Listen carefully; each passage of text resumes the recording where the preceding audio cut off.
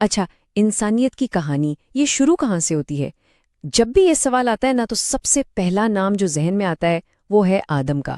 لیکن یہ صرف کوئی پرانی کہانی نہیں ہے، نہیں، یہ تو ہمارے وجود کا، ہماری اپنی کہانی کا پہلا باب ہے، ایک طرح کا بلو پرنٹ جو یہ بتاتا ہے کہ بھئی ہم ہیں کون اور ہمارا مقصد کیا ہے۔ اکثر ہوتا یہ ہے کہ یہ کہانی ایک ممنوعہ پھل، ایک درخت اور جنت سے نکالے جانے پر آ کر رک جاتی ہے۔ لیکن کیا واقعی انسانیت کا آغاز بس ایک غلطی سے ہوا تھا؟ اصل میں تو بات اس سے کہیں زیادہ گہری ہے۔ یہ کہانی انسانیت کا اصل خاکہ ہے۔ یہ ہمیں بتاتی ہے کہ ہمارا مقصد کیا ہے، ہم اپنے فیصلے کیسے کرتے ہیں، اور سب سے اہم بات کہ ہم ٹھوکر کھا کر واپس سنبھلتے کیسے ہیں۔ تو اس مقصد کو سمجھنے کے لیے ہمیں سب سے بنیادی سوال سے شروع کرنا ہوگا کہ آخر انسانیت کو بنایا ہی کیوں گیا، اور اس کا جواب ایک بہت ہی خاص کردار میں چھپا ہوا ہے۔ اور یہ کردار ہے خلیفہ کا۔ خلیفہ یعنی زمین پر اللہ کا نائب۔ اسے یوں سمجھیں جیسے کسی بڑی کمپنی کا مالک اپنے سب سے قابل اعتماد شخص کو CEO بنا کر ساری ذمہ داری سونپ دیتا ہے۔ تو یہ صرف حکمرانی نہیں ہے، بلکہ یہ امانت ہے، حفاظت ہے، دیکھ بھال ہے، اور یہی وہ بڑا مقصد تھا جس کے لیے آدم کو بنایا گیا تھا۔ جب اللہ تعالیٰ نے فرشتوں کے سامنے اپنے اس منصوبے کا اعلان کیا تو سوچیں وہ کیا لمحہ ہوگا۔ اس نے ایک ایسی مخلوق کی تخلیق کا اعلان کیا جو زمین کی وارث بننے والی تھی۔ فرشتے اپنی پاکیزگی میں یہ سن کر حیران ہوئے۔ ان کا سوال کسی بغاوت کی وجہ سے نہیں تھا، بلکہ ایک حقیقی فکر تھی۔ کچھ روایات کے مطابق انہوں نے انسانوں سے پہلے زمین پر جنات کو دیکھا تھا، جنہوں نے وہاں فساد مچایا تھا۔ اور یہاں اللہ کا جواب بہت گہرا ہے۔ اس نے فرشتوں کی تشویش کو رد نہیں کیا، بلکہ ایک اشارہ دیا کہ آدم کے پاس کچھ ایسا ہے جو فرشتوں کے پاس نہیں، ایک ایسی صلاحیت جو ابھی ظاہر ہونی تھی، اور وہی صلاحیت اس عظیم ذمہ داری کا جواز۔ تو وہ صلاحیت کیا تھی؟ وہ تھی علم۔ لیکن علم کے ساتھ ہی کہانی کا سب سے بڑا ٹکراؤ شروع ہوتا ہے، ایک ایسا ٹکراؤ جو آج بھی ہماری دنیا میں ہر جگہ نظر آتا ہے۔ یہ جنگ ہے عاجزی اور تکبر کے درمیان کی۔ حکم بالکل صاف اور سیدھا تھا۔ یہ آدم کی عبادت کا حکم نہیں تھا، نہیں، بلکہ یہ اللہ کے حکم کی تعمیل اور اس نئی مخلوق کے اعزاز کو تسلیم کرنے کا ایک امتحان تھا۔ بس اس ایک لمحے میں دو راستے ہمیشہ کے لیے الگ ہو گئے۔ فرشتوں نے فوراً سجدہ کیا اور اپنی عاجزی کا مظاہرہ کیا، جبکہ ابلیس نے ایک ایسا راستہ چنا جس کی بنیاد تکبر پر تھی۔ ذرا ابلیس کے دلیل پر غور کریں۔ یہ تاریخ کا پہلا نسل پرستانہ جملہ تھا۔ وہ اپنی برتری کی بنیاد اپنی پیدائش پر رکھ رہا تھا، آگ بامقابلہ مٹی۔ یہ وہی خطرناک سوچ ہے جو آج بھی نسل پرستی، ذات پات اور ہر قسم کے تعصب کی جڑ ہے۔ اور اصل بات یہی ہے کہ آدم کی برتری ان کی مٹی سے بنی شکل میں نہیں تھی، بلکہ علم حاصل کرنے کی صلاحیت میں تھی۔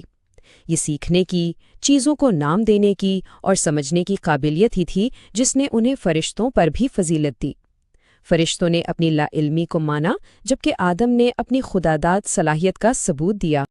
اچھا، علم کا اعزاز تو مل گیا، لیکن اب وقت تھا انسانیت کی پہلی آزمائش کا، اور یہ آزمائش جنت میں ہوئی، جہاں آزاد مرضی، بھول اور توبہ کے سبق سکھائے جانے تھے۔ شیطان کا طریقہ بہت چالاکی والا تھا۔ اس نے سیدھا سیدھا حکم توڑنے کو نہیں کہا، بلکہ اسے ایک خواہش کی شکل دی، ہمیشہ زندہ رہنے کی خواہش۔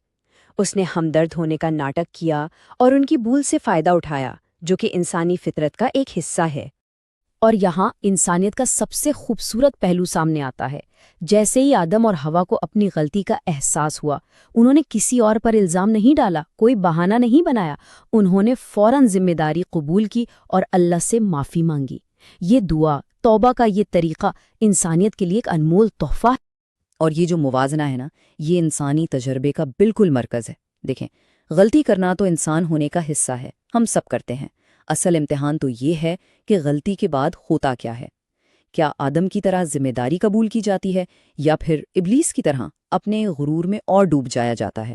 اچھا، آدم کی توبہ تو قبول ہو گئی، لیکن پھر انہیں زمین پہ کیوں بھیجا گیا؟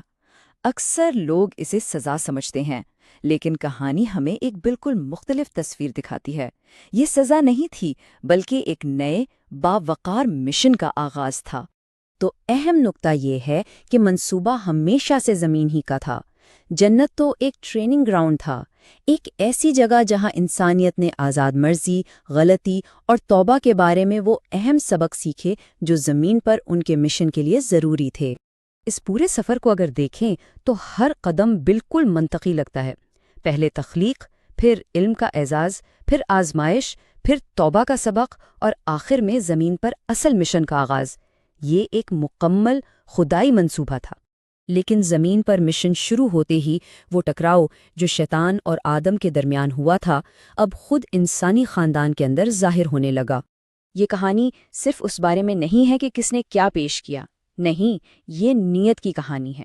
حابیل نے اپنا سب سے بہترین حصہ پورے خلوص سے پیش کیا، جبکہ قابیل نے حسد اور نافرمانی سے اپنا سب سے برا حصہ پیش کیا۔ اللہ نے ان کے دلوں کو دیکھا، صرف ان کے ہاتھوں میں موجود چیز کو نہیں۔ جب قابیل کی قربانی رد ہوئی تو اس نے اپنی غلطی پر غور کرنے کے بجائے سارا غصہ اپنے بھائی پر نکالا۔ یہ وہ لمحہ ہے جب حسد انسانی تاریخ میں پہلی بار قتل کی دھمکی میں بدل جاتا ہے۔ قابیل کی کہانی اصل میں اپنی انا کو اخلاق پر اور حسد کو انصاف پر ترجیح دینے کی کہانی ہے۔ یہ وہی تکبر تھا جو ابلیس نے دکھایا تھا، لیکن اب یہ ایک انسان کے دل میں ظاہر ہو رہا تھا۔ یہ ایک تلخ یاد دہانی ہے کہ ہمارا سب سے بڑا دشمن اکثر ہمارے اپنے اندر ہی ہوتا ہے۔ تو آخر میں آدم کی کہانی صرف ماضی کا کوئی قصہ نہیں ہے، یہ ایک آئینہ ہے۔ یہ ہمیں دکھاتی ہے کہ ہم کہاں سے آئے ہیں، ہماری سب سے بڑی طاقت کیا ہے اور ہماری سب سے گہری کمزوری کیا ہے۔